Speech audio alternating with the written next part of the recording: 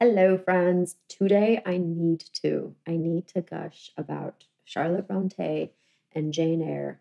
I am reading this book piecemeal, and it's divided in a very interesting way, where it first recounts Jane Eyre's childhood, and then it recounts her later years.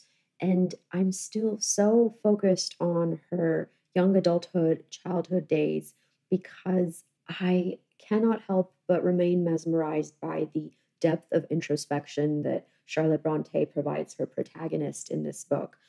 If ever there was a time in your childhood or young adulthood when you felt like an outsider or had melancholy moments of not belonging, my goodness, Bronte is for you. If ever there was a time when your introvert self basked in being able to meticulously observe the outer world, Bronte is a kindred spirit. If ever there was a time when you thought fitting in was uninteresting and a waste of time, Bronte is your kind of gal.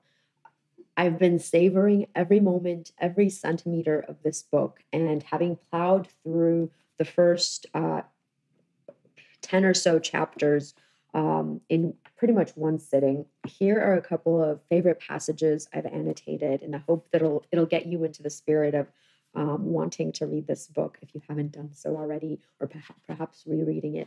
I won't be revealing much of the plot, but suffice it to say, in this passage that I'm about to read, Jane Eyre is a young child, and she is misunderstood by those around her, abused by her peers and her aunt, in whose hands she now finds herself in. And the passage goes a bit something like this.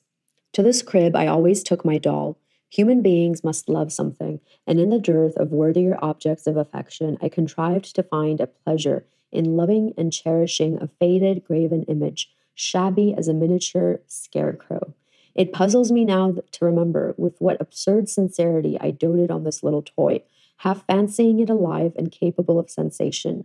I could not sleep unless it was folded in my nightgown, and when it lay there safe and warm, I was comparatively happy, believing it to be happy likewise. You could already tell the tone that Charlotte Bronte adopts for Jane Eyre, and it's half childish, half adult, and it just takes me on a whirlwind of also reading as though I were back to young childhood days of mine, but then also having the level of wisdom that she provides in these passages takes me back and forth between adulthood and childhood, and it's quite fun. We have another passage here where Jane Eyre says, I reflected, poverty looks grim to grown people, still more so to children. They have not much idea of industrious, working, respectable poverty. They think of the world only as connected with ragged clothes, scanty food, fireless grates, rude manners, and debasing vices. Poverty for me was synonymous with degradation. What I've found so fascinating thus far is that Charlotte Bronte has crafted an entire terrain of human experience by way of one child's perspective.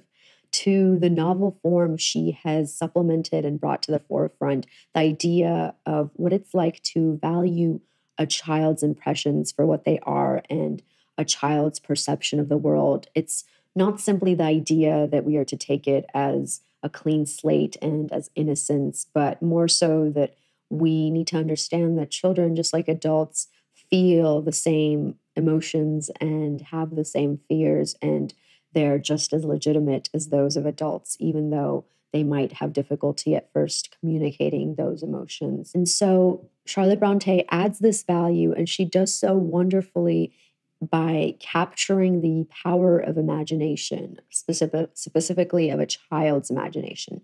For the Bronte children, I was reading up a biography concerning the Bronte family, and playtime for the Bronte kids often mutated into fiction. When their father came home from trips, he would bring with him toys, and one of these such toys was a set of 12 toy soldiers for the Bronte children. Charlotte and her siblings would create for these soldiers entire biographies and fictionalized foreign lands and maps. Angria and Gondel were examples of these vast terrains. And They would also come up with stories written in microscript that fit the toy soldiers, as though the tiny toy soldiers themselves had been the authors of these stories. So, in this context, I'm left thinking how much of today's technology either cultivates or impedes these precious moments of play and creative time in children. I'm also left wondering, how would you describe your own childhood? I learned a new term recently. It's Bildungsroman, which I don't know if I'm pronouncing it correctly, but in the German literary world, it means a genre of writing that deals with people's coming of age, their formative years, and the psychological turmoil that might accompany those years, or the moral growth that takes place as a protagonist undertakes the journey from childhood to young adulthood. And I'm adding the term to my Commonplace book, which I have a video about Commonplace books, the one right before this video, and I'll link that video below. But adding it to my Commonplace book and considering Jane Eyre as exactly that, this story of transitioning from childhood to young adulthood, but done so in a way that makes room for immense respect for the child, both in those years and perhaps even the child within us that still remains even as we progress into adulthood. With that said, I hope you enjoyed this short video, and I will talk to you soon. I cannot wait to finish reading Jane Eyre and formulating some of my thoughts for the rest of what is to come. Until then, bye-bye.